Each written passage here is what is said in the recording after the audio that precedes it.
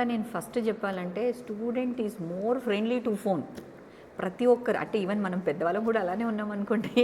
కాకపోతే మనకన్నా కొన్ని పనులు ఉంటాయనో ఏదో we will get divert from phone. But మేజర్గా they are totally dependent on phone, forgetting about the సరౌండింగ్స్లో ఫ్రెండ్స్ ఉంటారు, కాలేజ్లో అయితే టీచర్స్ ఉంటారు, ఇంట్లో అయితే పేరెంట్స్ ఉంటారు.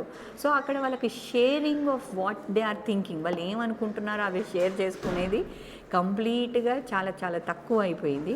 సో ఎప్పుడైతే మన మనసులో ఏమనుకుంటున్నామో, ఏం చేయాలనుకుంటున్నామో, ఏం కావాలనుకుంటున్నామో మనం షేర్ చేయట్లేదో, సో అక్కడే ఒక బ్యారియర్, ఒక అడ్డుకట్ట అన్నది పడిపోతుంది. దాని ద్వారానే పిల్లలు చాలా డిప్రెషన్లోకి కూడా వెళ్ళడం జరుగుతుంది. నీకేం కావాలో ఎక్స్ప్రెస్ చేయి, నీకేం చేయాలనుకుంటున్నావో చెప్పు.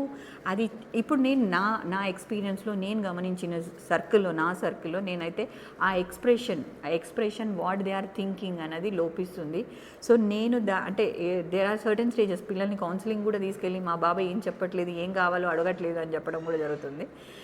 సో ఒక్కటి ఏంటంటే, please feel free to express to your friends, to your parents, to your teachers, what ever మీకు ఏం కావాలి, మీరు ఏం చేయాలనుకుంటున్నారు.